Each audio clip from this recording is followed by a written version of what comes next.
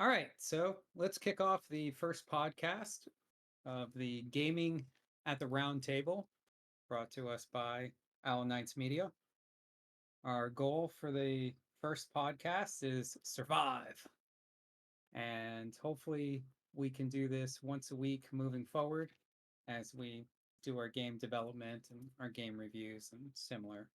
Joe, why don't you give a short introduction as to what you're doing and who you are for us. Well, I am Joe, or JoJo, as most people call me, handling a good chunk of the social media slash marketing aspect of the venture, and learning kind of along with everybody else. I think that's the biggest thing with a lot of this is that it's a giant learning curve for each one of us. It's not something that we do on a day to day thing. Yeah, definitely. Thanks, Jojo. Crystal, give Yes. us a little short intro as to who you are and what you're doing so far in the company. Well, I am Crystal, and so far I am learning UI UX development. Like JoJo said, it's a learning process. Um, so far, I've dabbled in some Figma, which is quite fascinating and a lot of fun to play with. And I've done some video editing, which is also new to me and quite fascinating. Yeah, All video right. editing is a whole new world for all of us, whereas I'm kind of used to photo editing, and I've had a lot of people ask me to do video, but it's a different world. It's a different animal. It The amount really of is. just added layers, I guess, is the best way to put it. Because with photos, it's very just straightforward where you're editing the image that's in front of you. You can work in layers, but when it comes to video, you're looking at 3 to 5 layers per section. Oh, and voice recording. Oh yeah, that's fun. That's a fun one. Yeah, definitely. So I'll go ahead and give my little intro as well. My name is Maverick, and as part of the All Knights Media Group, I'm spearheading all the development, coding, really geeky, nerdy stuff. And as we move forward, I'm hoping to teach these other two how to do what I'm doing and learn what they're learning in exchange. So that's kind of our little trifecta approach to our progress here. All right. Well, thanks for doing the intro, you guys. Let me ask one more question before we kind of round robin. What are you guys doing as far as week one? Right? This is not only our first podcast, but it's also our first week going full throttle at our company here. So, how would you describe what you're doing, what our company's doing as well?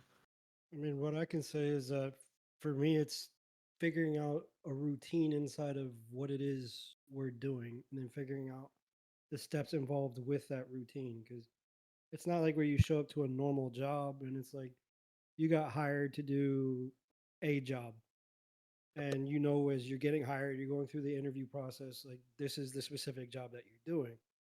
I think with this, it's a bit different because we're starting something from scratch. Whereas it's not just one specific job belongs to one specific person. It's a bunch of jobs belong to a group of people, and we're trying to figure out like, well, this works. I can do this. Can you do that? If not, we kind of learn how to do it as we're going. And I think inside of this first week, we're all kind of sitting here going, how do we exactly do this? Because again, it's a realm of interest that we all have, but it's not something that either we went to school for or we're kind of trained in a way, I guess is the best way to put it. Yeah, thanks for that perspective. What about you, Crystal? Well, week one, similar to what Joe said, it's all about finding the rhythm.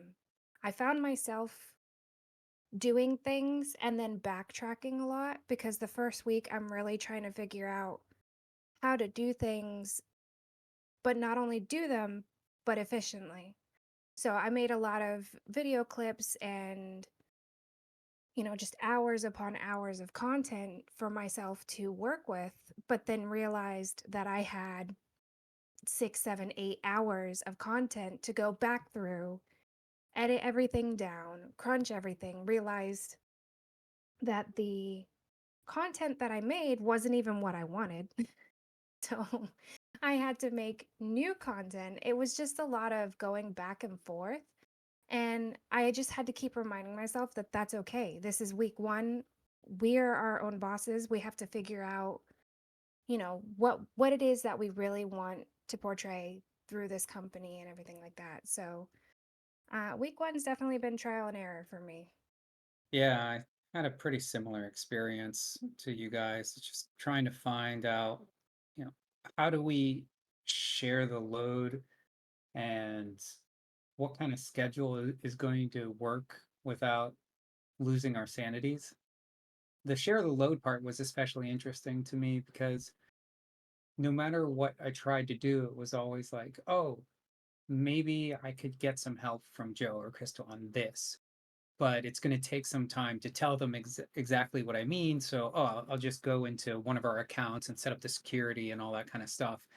And you find yourself sitting in the bathroom looking at your phone, Googling things on tutorials. You wake up from that spell, if you will. You walk out of the bathroom and your leg's asleep because you just got sidetracked by the research you're doing, or figuring out what you thought you were going to ask someone to look into for you, and you end up just kind of doing it yourself. And we have clear distinct titles, right? We've got Crystal as the art director, and Joe's the head of our media management, and I'm the head of development. But those lines we knew were going to blur. I just didn't think they were so blurry to start with. And so that's definitely something we're going to have to sort through as we move forward. That said, I don't think we actually spoke much about who we are in terms of Owl Knights Media. So I'm just going to give a one liner just so I can pat myself on the back and go, you didn't forget. You didn't forget. Right. So Owl Knights Media, we're trying to create a company where we're releasing game reviews, just general game content, whether it's shorts or commentary, definitely videos, where we have a website made. And we're also, all of that is ironically not, that's not all, right? We're also trying to create our own indie game. So it's a lot to juggle, and we're trying to do more things than we have people. And so there's a lot of learning to be had, and it's going to be a bumpy but exciting journey. And I, for one, am certainly looking forward to it. I think when it comes to like feelings inside of that first week, I think that was the biggest one we all kind of like got hit with in the face, especially on Monday when we had our meeting. It was kind of like, well, we're going to hash out what our weekly is going to look like. And we're kind of going, well, I do this, well, I do that. And then realizing how much of it overlaps, Mm. especially with regard to like pushing the brand and the company as a whole, is each one of these legs literally cross each other at some point. Oh, So you yeah, can't say like, hey, I'm doing this 100% and that's what I'm doing 100%. Whereas stuff that me and Crystal do has a more overlapping that compared to what me and Mav are doing because of Yeah. obviously the different aspects of what we're doing as far as like he's doing the web page. So again, we can take some of the content that we're doing and have him upload it onto there. But when it comes to TikTok, YouTube, all these other video based things, it's a lot of it where you're like, I'm doing this. And then the other person goes, I'm doing that. Like, Yeah. how does this work together? definitely. Even with the website, which, you know, still, we're not even talking about the game code, but the website itself, I found myself generating graphics on the fly just to have placeholders. I made a temporary logo while we were waiting on the fine tuning of our official one. And I'm definitely not an artist. I learned that real quick. and the so that was what it was. I've got a couple of questions written down here. I'm sure we can actually just naturally ramble here, but just to give us a little bit of structure, I have these three questions that I think would be nice to round robin so we can come back and listen to our own ignorant answers in a half a year from now and see, oh, well, you thought that was interesting. So here are the three questions. Question one is, what's the best thing that you had happen in this first week with the company or your personal endeavors associated with it? Second question is, what's the most surprising? And third was, what was the most difficult? I'll start with you, Joe. Let me ask you, and then we can trade seats. What was the best thing that you felt happened or had happened to you during this initial endeavor with the company? To say the best thing to happen to me inside of the initial step was it forced me into something I've always had the general interest in, and that's again video on a higher scale. Because I make my own TikToks, YouTube's not YouTube's, but I would say TikToks and Instagram because of the photography that I do. I've done base level editing inside of like a minute, maybe two. So to see it on a like a higher level, and again, I've been asked multiple times, "Hey, do you do video? Do you do this?" And I've always hesitated like a lot because I always thought there was way too much for me to do. Whereas I think photography, it's a little more lenient when it comes to the leaning curve or leaning learning curve because you take a photo and you got the angle wrong, so you just correct it. You learn about lighting things as you go. But whereas video, it's so many things at once, like we mentioned earlier, that you kind of have to learn multiple avenues at once, which has always made me hesitate in doing it at all. Because I was like, yeah, this requires a lot of stuff that I don't have, I don't really want to do. And then taking this on, it forced me to do it. So I'm learning something that I wanted to do, but was kind of very hesitant to do. And I think that was the best thing that's happened out of it. Like, scary, but probably the best thing that's happened. How would you prefer to do this? Let me just ask that. Do you want to go through all three and then you ask Crystal the same three, or do you want to just have everyone answer the same question and then we move on to the second one? I think if we just answer the questions one by one, it just makes it a little bit easier to kind of roll through instead of having one person drill out three in a row and you're like, Yeah. by the end of it, Yeah. It's also the same general train of thought. You make a good point. So, Crystal, you're up. What's the best thing that happened either to you or for you during our initial phase here? Well, I think for me, it's just all of the learning in general, like being able to actually work my brain in a way that I'm enjoying because I'm learning things that aren't like, say you're in a corporate job and I have to learn how to use Excel. That's not interesting to me. However, I'm learning how to use art programs and editing programs and, you know, doing things on my gaming consoles that I've never done before. So for me, all of the learning is it's just the best part for me. I've been very much enjoying it. Looking up tutorials, looking up courses. I love it. What about you? Gee, thanks for asking. So interesting. It's kind of similar to Hmm. what you both said. It's extremely similar to what you both said, but I would phrase it as learning learning my limits, learning my bounds. And I don't mean pressing them. I mean learning them. So Mm. you mentioned learning, right? I ended up taking a course on C sharp because, yes, I know multiple programming languages, but C sharp is a favorite in the gaming industry. So I thought, oh, I'll see what I can do. I learned that I can learn new coding languages really fast. I also learned that I code in that new language really slow. So it was really fascinating to see how quick I could pick up concepts, but how slowly you can't rush new things. Mm. You muscle can, memory. yeah, exactly. There's so much to be said about knowing a routine and being everything that we do that we're good at or that we don't put much thought into. We kind of underestimate how much of that comes from just being used to it versus how much you understand. The understanding apparently is not that big. A lot of it's just you got to do it. And so learning my limits was the best thing that I had come out of this. And similar to what Joe was saying, I'll apply there too, right? I'm doing things that I knew I always wanted to do. I always wanted to make my own website that wasn't strictly for my resume. I always wanted to get into game development. I always wanted to run a company that was primarily the idea of my friends and I, as opposed to what happened in life and I just kind of went along with it, right? So all of that stuff, I'm learning my limits because I'm getting to do those things. So that was the best part of the initial phase for me, is just seeing how little time there is in the day, but how much I was able to do with it. All right, so let's move on to the second of the three questions. What was the most surprising thing that happened for you? I think it kind of goes hand in hand with the starting something new that you kind of wanted to do but didn't really do because you had fears or hesitations.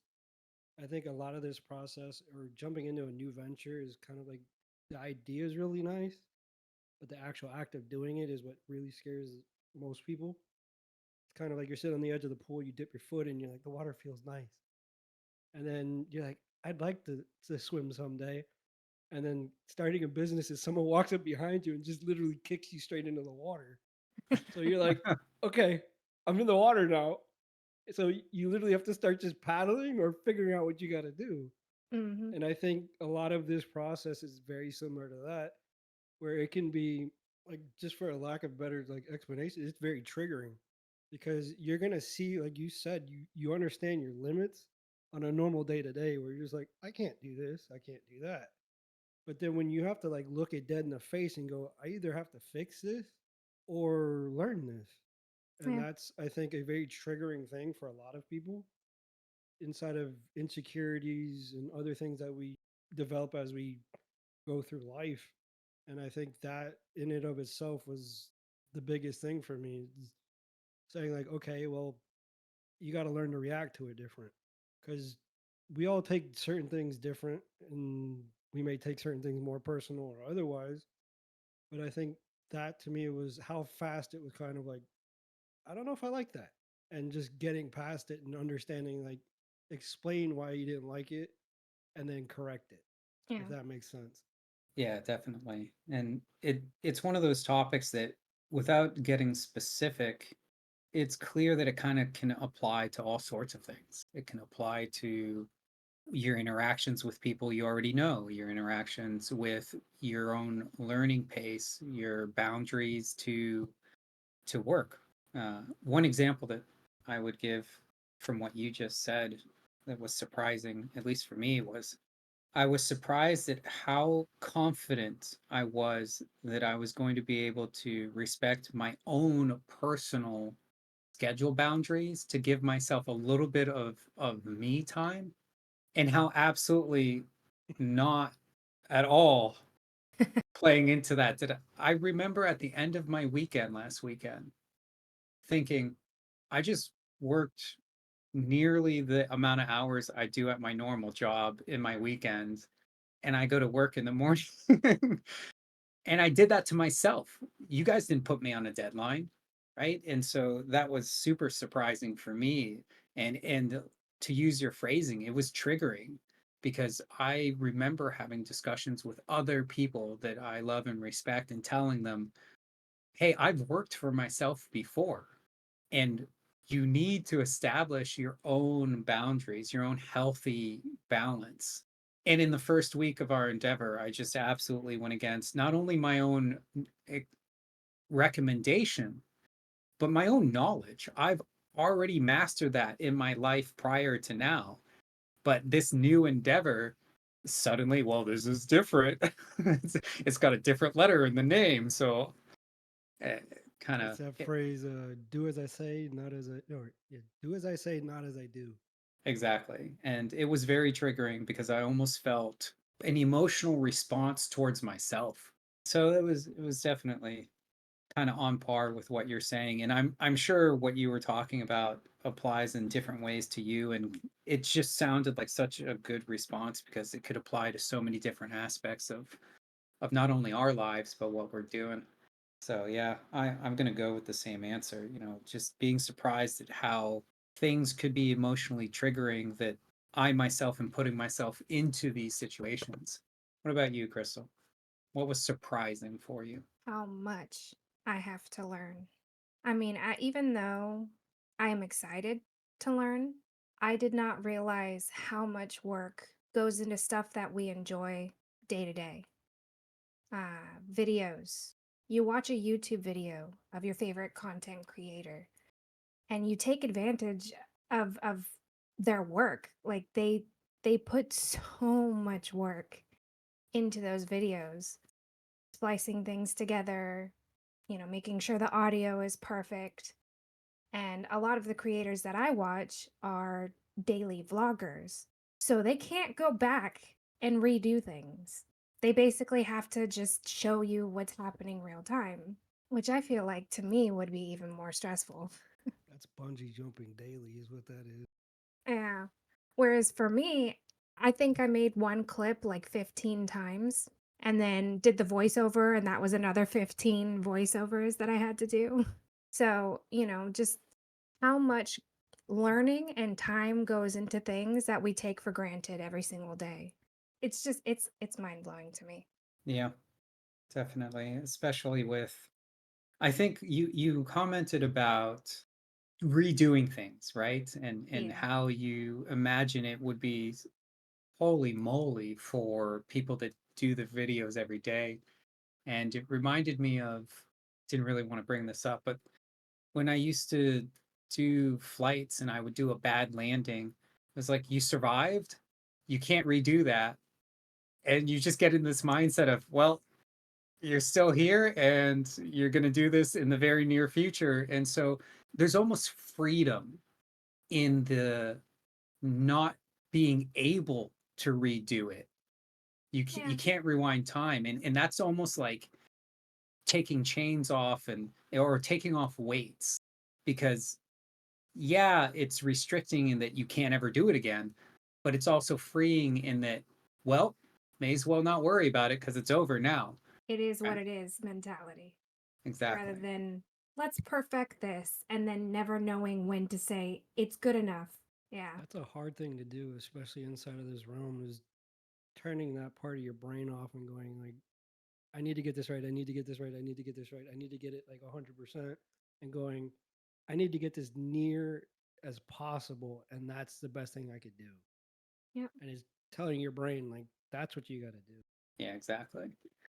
Oh, just can see each other in our cameras here, and I wanted to show Joe that we had these gifted to us, these shirts that say Owl Knights Media on them. They have one of our initial prototype logos on it. So that should be arriving to you pretty soon here. Unfortunately, you're 300 miles away, so it might take a minute. Oh, man. I thought I was going to be here when I turned around. Yeah. Let's move on to the last question. And this is the one that's the spiciest. So, Ooh. what is the most difficult thing that you found happening or that happened to you this initial phase? Can mine just be all the same answer? No, it Learning. cannot. I know. Yeah, I was Like just everything we thinking she's going just to say the said, same thing. same thing, just repeatedly. Yep, yep. Repeat the question just like one more time so like my brain funnels it right. What is the most difficult thing you had to deal with week one? I think it kind of touches on what you mentioned before. It's finding the balance, and I mean in the sense of like the mental balance on it. Because I've always worked a 9 to 5 job where I just clocked in, clocked out, and that's my mental just whatever. Obviously, there's stressors as you go through that you deal with, and you kind of roll with it. But I think in doing this, it's finding the balance that works. And I think that's the hardest for me because I'm really good with routine. I never served in the military, but I've done jobs that were very regimented, and I was a firefighter and then going through federal service. So it's paramilitary where it was very regimented. So you had this time you do this time you do that, and everything kind of broke up your day. Now having it where there's no set like, hey, this is this time for this is this time for that, and this is the amount of time that you have for that. I think like Crystal said, where you go to edit something and you look at it and you go, okay, well, this is all the time that I have. This is what I'm doing, and I send it. Now, when you have the freedom to kind of really work on it and tweak it, I had warned her earlier, like, hey, don't overanalyze and edit. Just kind of work at it, and then you're gonna get it. And I We could turned see around and took that to heart. yeah, I turned around and I'm like looking at something that I was working on. And I think the biggest thing with a lot of us in this week was learning our voices and Mm. doing something with our voice. Because I'm not a public speaker by any imagination. Like it's just not been something that I've enjoyed doing or wanted to do. Like talking in front of people, I just like I was working a coaching job for a while, and I had to do an interview on camera, and Ugh. somebody saw the interview like years later and came up to me and like, dude, you look so scared in this video. And I'm talking like years after I recorded this. It was somebody's like school project because there was an intern at the school and they had to record something for their internship. So a kid that was in the same class years later saw it and was like, yo, you look like a deer in headlights. And it made me so much worse. I was like, you mean I talk like I'm scared of something? So it was trying to like unprogram your brain to something that you told yourself, like, don't do this. And then you turn around and you're like doing exactly what you said, don't do. Sounds like a difficult balance between time management and personal fears. Crystal, your turn. It's probably the same thing. However, let's find out. Pretty much, but difficulty with boundaries, especially because I live with one of the two guys that are I in was gonna here. mention like that's got to be a different thing in and of itself. Yeah, so I usually work more so in the mornings into the evenings, which is fine, except my husband will get off work and then start working, which means I'm off or trying to like mentally clock out. He's mentally clocking in. So then I'm finding myself continuing on the mindset of work. Well, I could edit for another 2, 3 hours. What does it matter? You know, my brain's melted, but it's fine. So I have to learn to really deal with that boundary setting that I have. Because just like both of you, I've set boundaries for myself. And as of this last week, I have not, followed any of them. All of those boundaries have been out the window, long gone, squashed, just so I can make sure I'm getting things done and just trying to do things as timely as possible. But I also am very aware that it won't be like this forever. It's just for right now, just until we get that rhythm. And I think that's the reason why, even though it's difficult, I'm still finding myself to be motivated and pushing through it. But that's me. I had the same problem, so I'll try to give a different answer. Well, I could ask it to both of you is how does that work as far as well, working with your significant other is not always easy for a lot of people, but working together in the same place where you kind of can't walk away is probably a bigger thing. I think, at least from my perspective, something that helps a lot is the fact that we're really blessed in our marriage. And part of the reason this company is such a great idea is because our hobbies overlap and a lot, not all, but a lot of our likes and dislikes and even our moral waivers and core values. It's not just we got married and we kind of like or love each other. It's we got married and thankfully what I do for fun usually overlaps what she does for fun. Yep. And so that helps a ton, right? So if I'm talking about work and I think it's going to help in the long run with this endeavor, this company, thankfully it doesn't always feel like work. It is work and there's a lot of time issues and we need to work on our boundaries for ourselves. But what makes it a little bit easier to deal with, and we haven't gotten into any huge spats, thankfully, is that fact that games are fun. The gaming industry is interesting to us. I remember some point this week, Crystal came up to me and she even said, "Hey, did you hear about this thing with Epic Games and Disney?" I Yeah. was like, "Oh yeah, I just read that earlier today. It's kind of interesting." We talked a little bit about it. And afterwards, I just kind of said, "Oh, we should probably post about that because that's like our job now." Yeah. And we were already doing our job even when we weren't doing our job. So yes, the lines are super blurred, but thankfully, do what you love and it feels a lot less like work. I think that's a big factor as far as you guys being able to handle that. For example, me and my wife, it's not any fault of her own, is that she didn't grow up playing games Mm. and she didn't grow up playing sports like I did. So we get along perfectly. I'm not saying like we don't, but when it, like you mentioned, when it comes to like little things that we do on the side, it's kind of different because I could talk about a video game all day long and she's gonna kind of look at me like, "Uh huh, honey, mm-hmm, mm-hmm. Did you enjoy it? Then that's all that matters." And I'm like, "But you don't understand. This guy did this."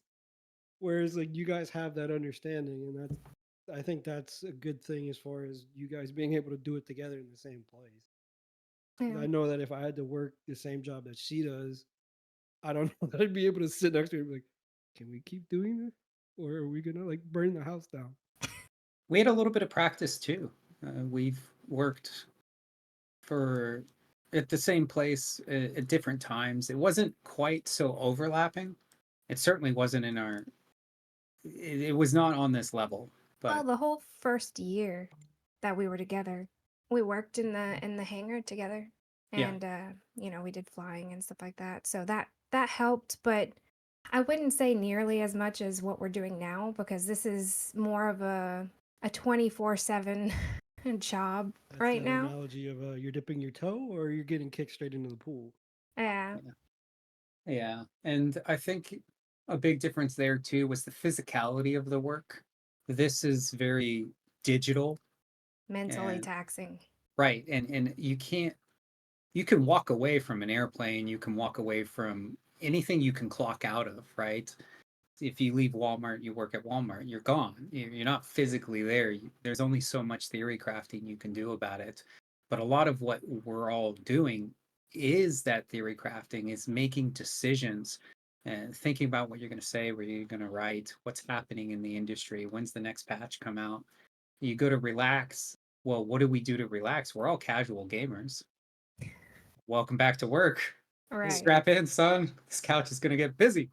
That's It's no Yeah. longer just gaming for fun. It's, oh, hey, I could clip this and make something out of this and talk about this and you know, there's nothing wrong with that, but I definitely do think we'll each find our own games where we just don't review that specific game, like a very old game or something, and just use that for our enjoyment. That happened to me the other day, or I don't know if it was yesterday or the day before, but I play Call of Duty just for just I don't think about it. Like I just hop yeah. in, play for a little bit. I don't play ranked in any way or anything like that. I just play the old school, just hop in, bang bang, go about my day. And I usually do like the daily challenges, just kind of like progress my character, whatever it is. And as I was loading in, I realized, oh, there's a new season. First thought I had was screenshot. Like Yeah. there's something else to do. And I'm like, wait, no, this isn't meant for this. Like this isn't this type of game.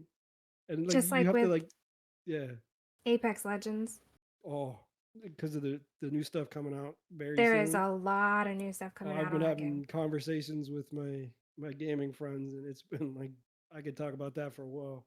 Oh yeah. Well, our little timer went off not too long ago. We had it set for about 35 minutes, which means we're probably near 40-ish at the moment. I Okay. think we can end it off with, what our goal is going to be for next time. And personally, it's very hard not to just jokingly but kind of mean it say survive. Yes. It's just this is week one. Let's get to week two, and then we'll Yeah, that plan it. Tropic Thunder meme is in my head. Survive. Exactly. That's the kind Oh, of and tone and pace, I imagine. gentlemen, next week is Valentine's Day, so keep that in mind. Does that mean something? That means you need a time management better, okay? Duly There we noted. go. Well, if we don't see Joe on next podcast, we'll know why. Thank you for joining us on our first podcast episode of Gaming at the Round Table. Please make sure to follow us on our socials at Owl Knights Media and check out our reviews on YouTube. Thank you again.